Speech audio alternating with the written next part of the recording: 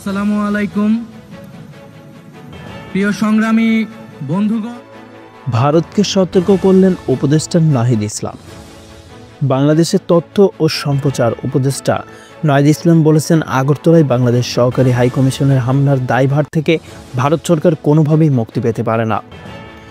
বুধবার 4 ডিসেম্বর সামাজিক যোগাযোগ মাধ্যম ফেসবুকে নিজের ভেরিফাইড পেজে প্রকাশিত এক ভিডিও বার্তায় তিনি একথা জানান।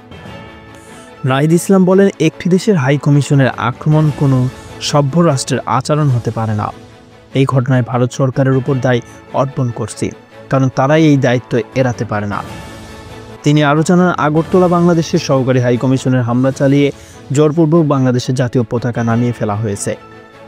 এই ঘটনার পর ভারতের পররাষ্ট্র মন্ত্রণালয় দুঃখ প্রকাশ করলেও বিষয়টি যথেষ্ট নয়। বাংলাদেশ এই ঘটনার তীব্র নিন্দা ও প্রতিবাদ জানিয়ে এবং ভারতীয় রাষ্ট্রদূতকে তলব করেছে।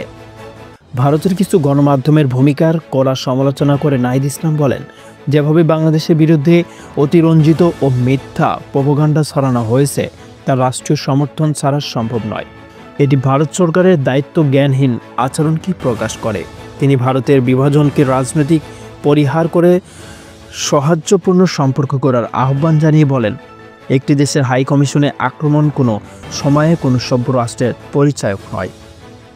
ভারতকে আমরা বলবো, বিভাজনের রাজনীতির পথ থেকে সরে এসে বন্ধুত্বপূর্ণ সহযোগিতার পথে এগিয়ে আসুন। উপদেষ্টা নাহিদ এই বার্তা দুই দেশের মধ্যে পারস্পরিক সম্পর্ক উন্নয়নের পাশাপাশি গঠনমূলক আলোচনা শুরু করার গুরুত্ব তুলে ধরেছে। সংবাদের এ পর্যন্তই। পরবর্তী নিউজ আপডেট পেতে আমাদের সাথেই থাকুন। ধন্যবাদ।